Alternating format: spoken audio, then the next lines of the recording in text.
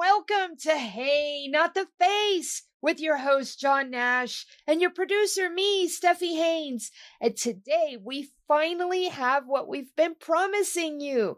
John has brought a PFL contract, or maybe he's viewed a PFL contract. Tell me, John, how do we have information on this PFL contract?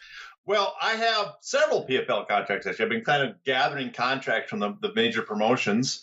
Originally, if you remember, we were going to talk about PFL and Bellator, and then we decided that's just too much information in one episode. So I collected the PFL contracts. I sent you the PFL contract to look at your own.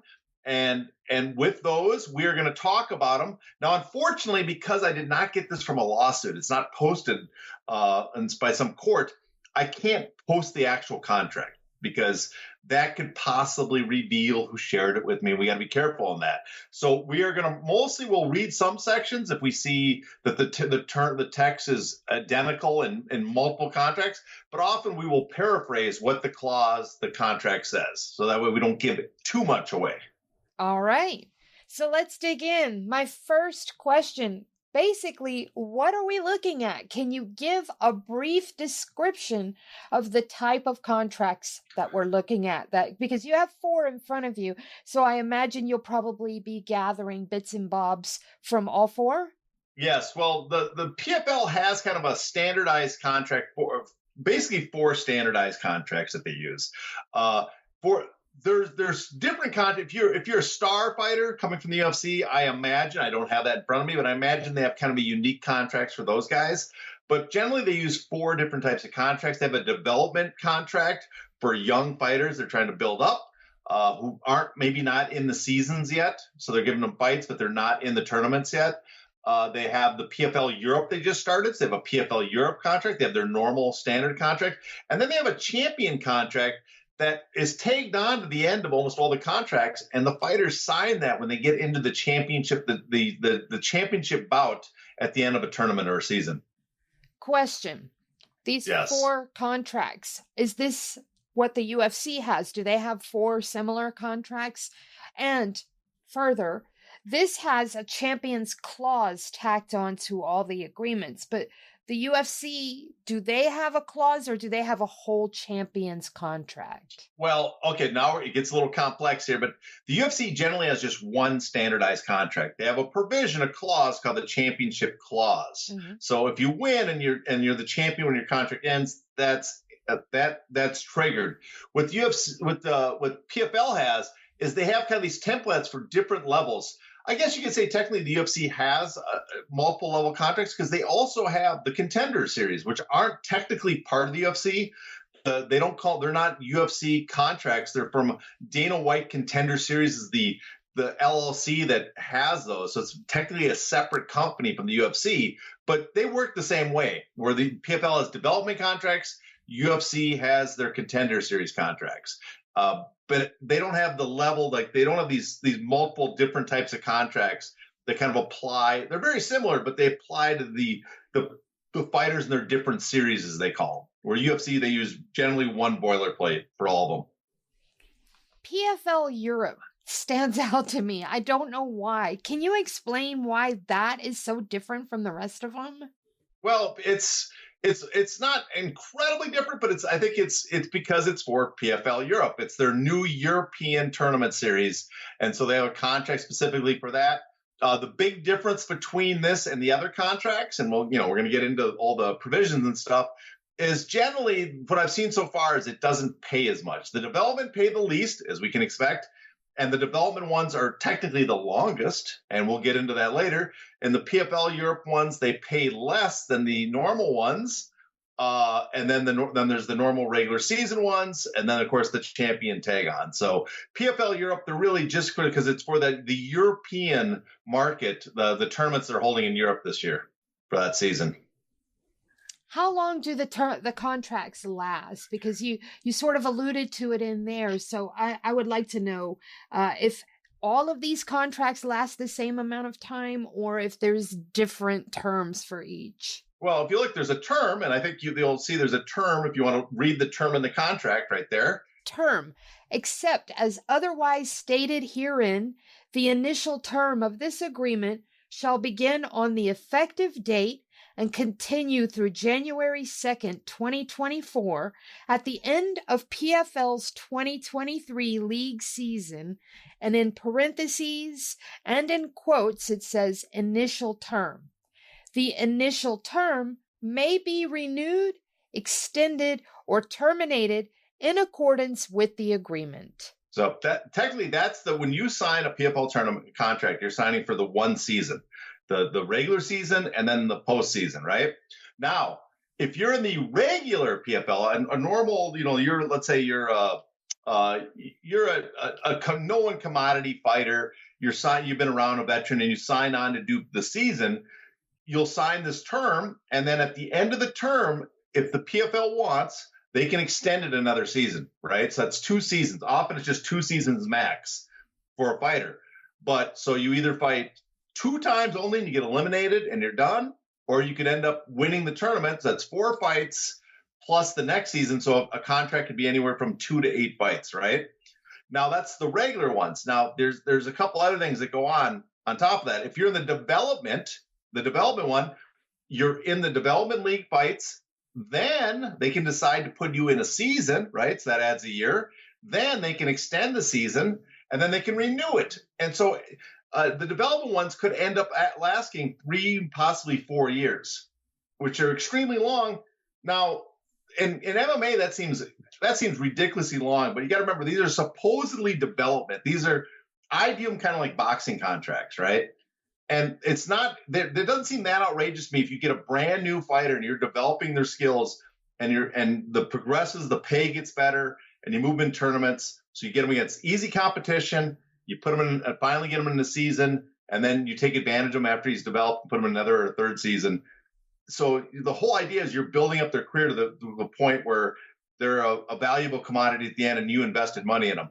The one problem I have is they have no minimum bouts, I don't think, in these contracts. I've been going through them, and I don't see minimum bouts. And usually in boxing, if you have a developing boxer, you will have a minimum number of bouts. It'll say 3, 4, 5 bouts in your first year. And so you'd hope if you're signing that kind of contract that you could get 3, 4, 5 bouts, 5 bouts minimum, let's say, in a first 4 or 5 bouts minimum for an early fighter to get that experience. That's the part I think these contracts are missing. But that's the development ones. If you're a known fighter, you probably do not want to sign those, because if you do really well, you're stuck in a long contract that keeps extending. So that's the issue there. But the other ones are really just, it's the one season. And if at the end of the year, they can renew it a second season. So it can be multiple fights, but it's in many ways, it's almost like it has a term, the sunset clause that the UFC has. It's only for those couple of years. Now, if you're hurt, though, and can't fight in a season, they can then say, we're going to revisit that contract for another year because you were injured. But that's kind of like the tolling provisions you see with other promotions. But in this instance, it's for a whole year because they do it by the season. Yes. Well, there's a positive and a negative to that. One is if they renew it, you're stuck with them a year. But the positive is if you go in knowing that you want multiple fights, you know that you're going to get your 2 fights because that's the season, right? Plus, potentially, if you win, you'll get 2 additional fights with the postseason. So there's a positive knowing that if you're a fighter at the stage of your career that you want a lot of fights, there's a positive knowing you might get several fights that year.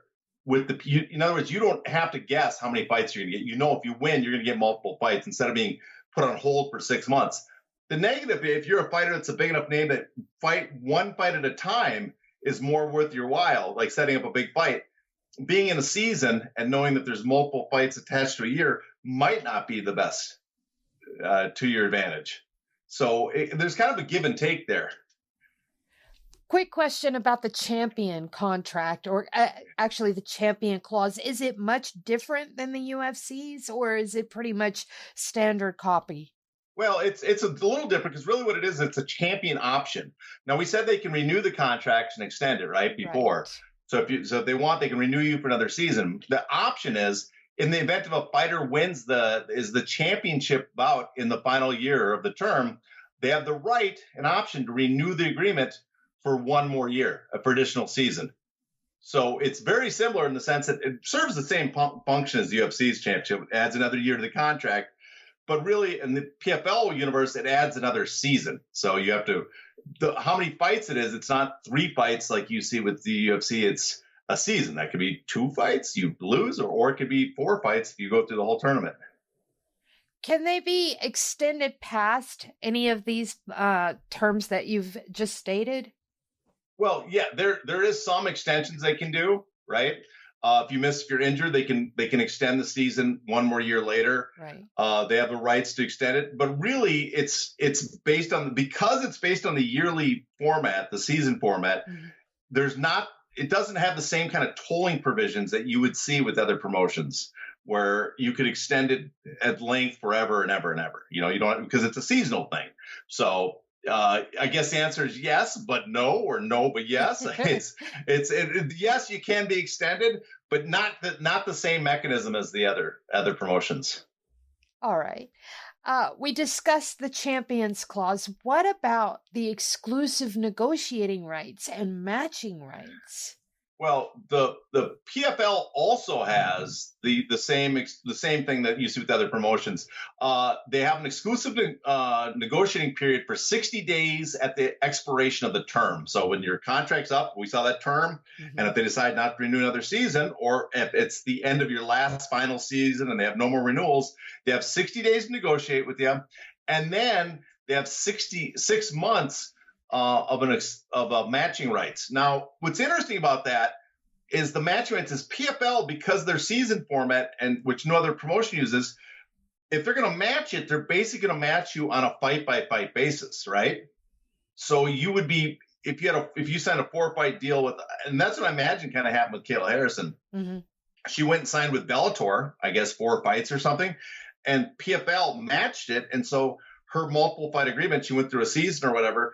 But it wasn't that she was signed for years now. She had to be into the tournament, thrown back in the tournament, or new seasons with the PFL. They just had to give her the same number of fights at the contract terms that she would have got with Bellator.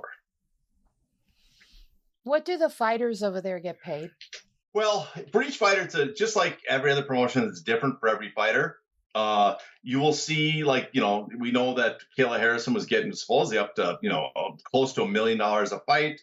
I think it was revealed in the athletic commissions that Anthony Pettis was getting like $750,000 a fight. Mm-hmm. So, but those fights are in the regular season, not even in the tournament, right? So the regular season, they're getting these large payments. Now, the majority of fighters, though, don't get paid nearly as much. And the tier system applies to those contracts. Like the development fighters, you'll often see very much like a contender, 5,000 and 5,000, right? Yeah. The Euro League, the same, maybe a little over 5,000. And then the ones in the regular PFL, 10 and 10 for the regular season, and then it'll change in the playoffs or whatever we're calling the finals. I don't know what they call their postseason, as they call it, their regular season. What's interesting is there's a couple of different things they have that I haven't seen with other promotions. One is they say if the fight, in the contracts I've seen, if the fight is called off for no fault of the fighters, they will pay you your show. Now that's different. That's different, and honestly, kind of a big positive in my book. Very much so. They will try to rebook you in a new fight, but if they can't, there's some problem. You're still and you showed up ready to fight. They will pay you your show money. I don't know if that applies to the high-priced fighters. I don't know if an Anthony Showtime Pettis would get that, because that's very expensive. But for the other fighters, that's in there. And the other thing, too, is they have something for fighters to be ready if you're on call as a replacement bout for championship bout. And they have a set amount for that for those fighters, for alternates. So the 2 things in the contracts, it covers that already. Tell me about the $1 million prize and how that shakes out, and in regards to the playoffs. Well, what's interesting is they boast about the $1 million prize, but it's not $1 million like they give you at the end of winning it. The $1 million covers the postseason matches, right? If you in the postseason tournament and you win, you get $1 million. In the Euro League, I think right now it's set for about 100,000. If you win the Euro League final championship, it's 100,000. But if you win the 2 fights, right? If you win both of your fights, you get $1 million combined for all those fights. Every fighter's contract is slightly different. So one fighter might get $25,000 to show and $25,000 to win for the first fight, right? And then $50,000 to show and $900,000 to win for the second fight. So altogether, that's $1 million. But it's not just $1 million prize. It's a little Bellator. Theirs is $1 million check. For this, it's $1 million in the postseason. But I'm intrigued. I haven't seen like the bigger name fighters yet what their contracts say. If there's $1 million bonus in those contracts, or if they have slightly different variants on this $1 million prize, because some of them, the regular purse adds up for more than the postseason prize would be. So, but for the vast majority of fighters, it's based on you win the postseason, all the fights, you get $1 million total. What about incidentals, room, board, per diem? Very similar to the UFC. If you go on the trip, they give you a room and a flight for you and cornerman. But what's interesting is the UFC still suck. I think it's $60 per diem. Wasn't that what we had in the last one? Yep. $60 a day. I give PFL credit. They give $100 per day and per diem. So that's, if you're going to have a meal, that's a sizable difference, especially for you and your cornerman. So that's to be $200 per day. So give them credit. They have a larger per diem. All right. What about sponsors and merchandising rights? Well, what's interesting is this is very similar to the UFC, is that you have to wear PFL kits, athletic outfits, their uniforms, so you can't have sponsors in the cage. So they've also removed the sponsors in the cage. They, also during the time and the prep week and stuff. So it's very similar, like the UFC during the fight week, you basically can't show your own sponsors. So you've lost your sponsorship. Merchandise rights, they hint that they might in the future have merchandising rights. But for right now, they do not demand that you sign over the merchandising rights. So you're allowed to do your own merchandise. They have to negotiate with you in good faith. So it's not, the PFL is not demanding, even though they don't have, I don't know what's going to happen when they eventually come up with a video game or anything like that. But for right now, the fighters are allowed to have the merchandise has to be negotiated separately. And so you're not signing away all your rights you are like with the UFC. Do PFL fighters have to take disputes to arbitration, or have they waived their class action rights or their rights to sue? Well, this was a big thing we talked about recently. The UFC has inserted these. The PFL does have arbitration. They have an arbitration rule. You have to, if you have a problem with the contract, you have to take it to I think it's the state of New York, American Arbitration Association.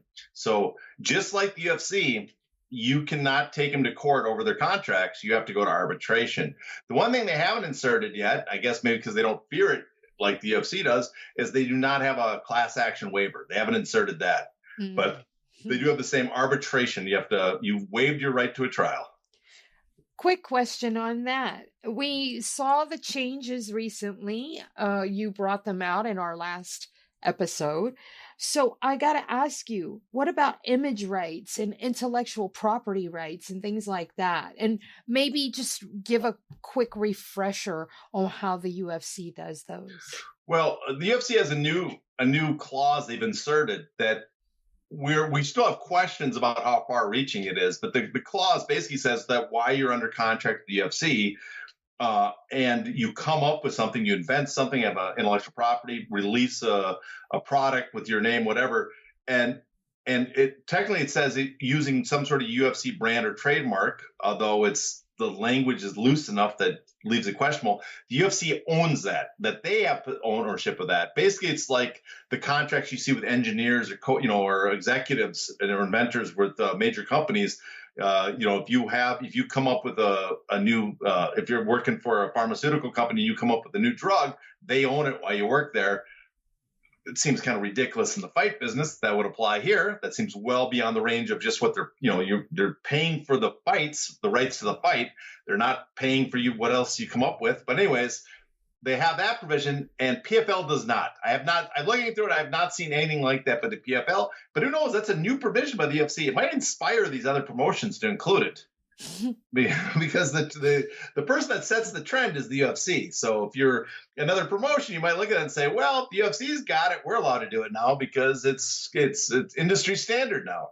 what are the responsibilities of fighters beyond the fights? And by that I mean, like, the UFC has International Fight Week coming up in July, and those guys got to go out there and man booths and sign autographs and take pictures and sign posters and sign gloves and shorts and this and that and the other. And they don't get paid for that in the UFC. How does that translate over to the PFL? Well, PFL has a lot of stuff like that where you have to. It's not quite as bad as the UFC in the standard contract. The UFC has to fly around and promote stuff, but the PFL writes it in their promotional activities agreement. It says that the fighters agree throughout the terms to assist PFL as requested by PFL in the marketing, advertising, publicity, and promotion of MMA bouts. Whether or not the fighter competes in such MMA bouts for no additional compensation. So you have to promote the season. You have to promote your own fights, which is very similar to the UFC. The UFC also includes provisions that says you have to go out and help out with sponsors and their other brands. But the UFC now includes compensation. They will include compensation when you do that, where the PFL doesn't seem to require that as much for their brand, stuff like that. But they still require in-person and remote press conferences, television webcasts and podcast chats, photo and video shoots, personal appearances, ceremony weigh-ins, and autograph signings without limiting the foregoing for a period beginning 60 days prior and ending 30 days following the MMA bout. So that's a long period of time you have to help promote that event, right? In addition, the fighter shall not be required to travel to promotional activities during the 3 weeks before a fight as scheduled MMA bout. So they carve out that space where you don't have to do the promotional stuff, but you still have to. This is one thing else, where the UFC has the outfitter policy that they pay you on, right? You get your Venom package kit for following the policy. If you don't do it, you don't get paid. The PFL has a series of fines they impose per infractions. So they impose a penalty of $1,000 per infraction, and different amounts for different types of infractions and stuff. But that's the common one. If you're not doing the promotional activities, they will fine you $1,000, and then it's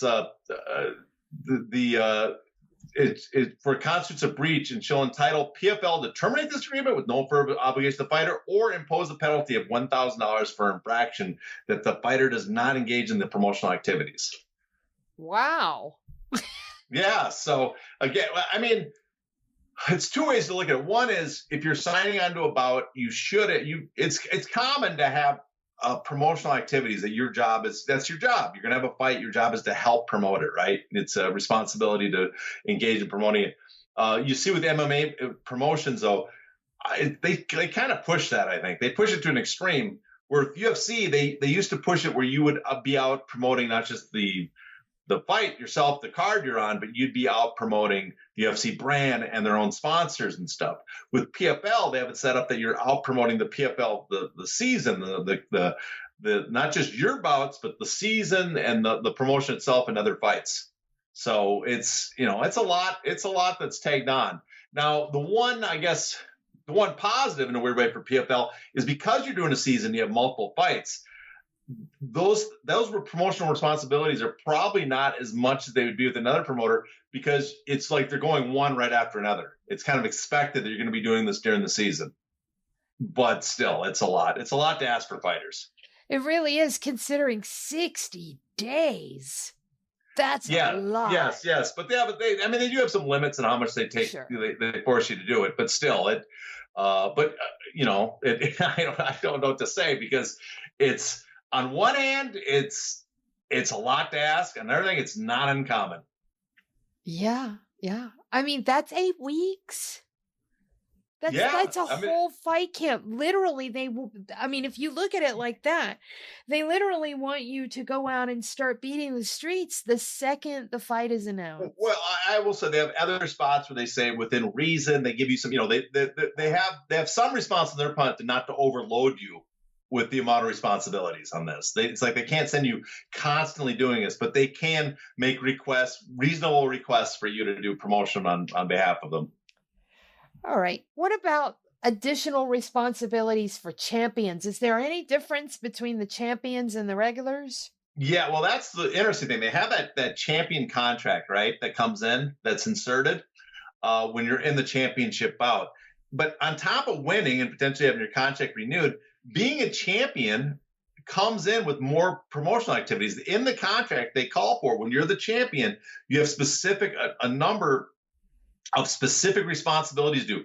1 day a month, you have to do an in-person publicity or interviews. And then 4 days of 4 hours each for video and promotional product time. 4 days of appearances in connection with the benefit of PFL sponsors and commercial partners. So there's a lot of extra responsibilities for the champion, right? So he has to 4 days, several days a month, several hours. He has to promote the company itself, PFL, the promotion, or also be used to help promote their sponsorship. So that's a lot of additional responsibility that comes with it. The additional thing is there's also on top of that is that the PFL, they have the fine for the champion, the imposed penalty for failing to do your obligations, not $1,000 now, it's $5,000. Does it say anywhere in those contracts that PFL will help them set up these interviews, or is it their responsibility to just go out and find a live in-person interview once a month? Is there a system in place that helps these men and women follow through on their obligations for promoting fights? Okay, it's not specific. It says that, but it's implied that the PFL is going to set up these promotional. Okay. You're doing them by behalf of the PFL, so they're setting up the interviews, they're setting up the promotional appearances, and because it's all on their behalf, they want you to appear. If they have a sponsor, they want their champ there to show. As now they're in front of their sponsorship. They have if they're marketing an event. In a new location territory, and they have an event going, but the champion is not on that event, they might have that fighter show up to do interviews and stuff to help promote, because basically it's like, look at the last $1 million winner we had. So there's those. The PFL will set up the promotional appearances. I don't know exactly what we'd have to call the PFL PR department over there and ask them how they do it, but it's going to be up to them how the appearances. They're doing it on behalf of the PFL, so it has to be. I'm sure those fighters can do a lot of interviews on their own, but they only count if they're one set up by the PFL. Okay. I just remember that Bellator used to do that. They would reach out to the media. They would say, hey, we have this guy available. Can you take them? Can you take one? Can you take two? Whatever. But they would basically do all the legwork for you. UFC at one time did that, but they have preferred media now, so that doesn't happen anymore. Yeah. I think they do basically at Bellator, because I think PFL does send out requests like, we have these fighters, or these terms that they're going to appear, and they contact all the press and see who wants to talk to them to help promote the event. I should point out too is, the contracts, just like all MMA contracts, just like all boxing contracts too, are very restrictive in the sense that the ownership of the footage is exclusively the promoters, right? Right. The image rights, all that stuff is exclusively of the image of the bout. If you're in a fight, any promotion, Bellator, Top Rank, PFL, they own the fight footage, and they have the right, barring unless, Mayweather or Canelo's involved, who can claim keep some of the ownership themselves. But every other fighter, you're selling them the right, they're paying you, they own the right. That forever they can repackage that right and put that footage wherever they want. They can put it on TV, they can put it on videos, they can make posters out, whatever they want to do about the fight footage. And a lot of the promotional material and stuff that comes with the fight, the posters and stuff, they own. PFL expands a little bit because they include a lot of the lead up to the fight. They own all the rights to that, and a lot of the post-fight stuff. They own all that too. So actually a lot of MMA promotions have the same thing. The difference between them and like a UFC is UFC used to, and you have to sign away your rights, your image rights outside the cage for them to mark, to use, which is beyond what other promoters generally do. But the PFL is very similar in all. They own the exclusive rights to when you're in that cage, and that smart cage. Whatever happens, they can sell that endlessly. So, are there any other responsibilities or fines that these fighters might need to be aware of? Well, yeah, there's a lot PFL has, little ones. We talked about the $1,000 fine, but there's another one that caught my attention, and that's that at times during the term, a fighter agrees that they will be on time for all promotional activities and be available to the PFL and show professionalism and respect.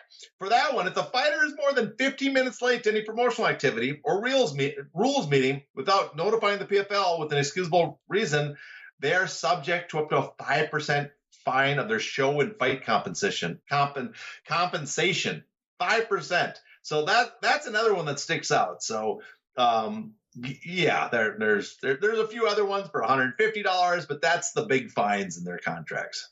5%? Yeah, so hopefully you're not making a lot as a fighter. Exactly. I was just thinking the Kayla Harrisons and Anthony Pettises of the world, that matters. Well, what really matters, what if you're in the championship bout, and for the championship bout you got like 50,000 to show and 900,000 to win. You're one of those fighters. That 5%, and you won it, that 5% could end up being very sizable. Wow. Yeah. So, yeah. Insane. You know, you would think that the UFC contract would be the end all be all for restrictive and claustrophobic, but these other promotions, they get their little zingers in there too. Oh yeah, they're very one-sided all. So absolutely. Again, like I said, the UFC contracts are the industry standards. Everybody kind of follows them, and except for that, I will say this, for that brief time, except for the image rights stuff, for that brief time from 2017 till recently, when they added all those provisions, a lot of people thought they had the best contracts in MMA. but that time's passed now that they added the class action waiver. When you're talking about those image rights that the UFC owns outside the cage, would that be, because what sticks out to me, would that be if a fighter wanted to, say, open their own t-shirt line with their image or jump into a video game not named EA UFC? Is that what you're talking about as far as external image rights? Well, basically, except if you put your image, your name on a t-shirt, you're allowed to do that as long as you don't identify yourself as a UFC fighter. As long as you don't show the octagon, you don't wear UFC copyright clothing, the kits, don't say the UFC name, you do nothing that identifies you as a UFC fighter, don't show the belt. You're allowed to put your names on t-shirts and stuff. But it's hard to compete if you make your own line of, fighters say often they do make money on t-shirts, but it's hard to make money on your own line of t-shirts when the UFC is selling the same t-shirt with your image, but with the UFC belt on it or the UFC logo, right? Because the people, they like you as a UFC fighter. They want to buy the shirt, the stuff that identifies you as a UFC fighter. So that's one issue there, but you're allowed to sell your own. You can't put your appearance in any video game though. If you're in the UFC, you've signed away your video game rights completely. Forever? Not forever. Oh. Remember, it used to be forever. Yeah. But remember, the new contract says 2 years after your contract terminates, the UFC can no longer use your image in new video games, and it returns to you. Yeah, just a reminder for our listeners, in case they forgot. We like to put those reminders in. So, any last thoughts on this? Well, it's I guess my last thoughts is it's somewhat interesting. I don't know, other people find it interesting. I find it interesting. I should have stressed more. I find the development stuff pretty interesting because if they use them in a truly development way, I think it's not a bad contract, even though it's similar to what was the awful Bellator contracts. Remember when we had that about how sticky Bellator contracts were because they went on forever? The difference is those contracts Bellator was using for established fighters and that were on the cusp of making it big, and then they made it big in one tournament in Bellator, and then they would retain their rights as a well-known champ for year after year without letting them negotiate. The PFL, the idea behind the development league, which is an earlier contract, is basically you're an unknown fighter. We're going to give you some experience, and then as you move up, we're going to extend it and increase the rate we're paying you for a couple of years to build you up, and then cash out eventually when you're a known commodity. As long as they do it that way, I think that's not a bad contract. The only complaint I'd have, as I said before, is I don't see a minimum bouts, and they should be offering a minimum number of bouts. The only other, thing we don't see in these contracts which we don't have a true sunset provision. Well, I mean, I guess we do because it's based on seasons, but there is the renewal process. If you add up if you're in a development contract and you add up all the renewals and an injury, I think these contracts could last 5 or 6 years. So it'd be nice if there was some maximum duration, barring how long they could go. But for most of them, for the regular fighter contracts, they're not that long. They're not that bad. And I guess, they're not, I want to say they're not like, this is not the pay-per-view contracts. These aren't the big stars, but it is nice probably to know that you're going to get up to how many fights you're going to get a year and when they're going to take place. So that's a positive. Well, all right. And there you have it, folks, the latest episode of Hey, Not the Face. So, John, what do you have coming up? Well, I think the next one we're going to do is we're going to look at the Bellator contracts. So that's, which we promised. So that'll be our next step on here. Besides that, I really don't have much. I might be out of commission for a few weeks. We'll see. So, I got some personal stuff with my father. Some people might know I'm taking care of. But after that, we promised the Bellator, and then we're going to move on, I don't know, to another promotion. We'll see what others, by then, hopefully we'll have word on the antitrust lawsuit, maybe some on the Ali Act. Who knows? Something should happen. We need to get our hands on some Bareknuckle FC stuff, too. I don't follow Bareknuckle at all. I would love to see their contracts, though. They seem to be drafting over some larger names, so I don't know. I'm interested. Can't help it. Yeah, I guess. I have no interest in Bareknuckle, but I guess I can ask around. All righty. So do me a favor, follow this guy on social media. He is only on one outlet, and that is Twitter. He is Hey, Not the Face. I bet you didn't even know that. Anyways, you can check him out over on bloodyelbow.com and bloodyelbowsubstack.com and bloodyelbowpodcastsubstack.com. So until next time, y'all know the drill. Please stay safe.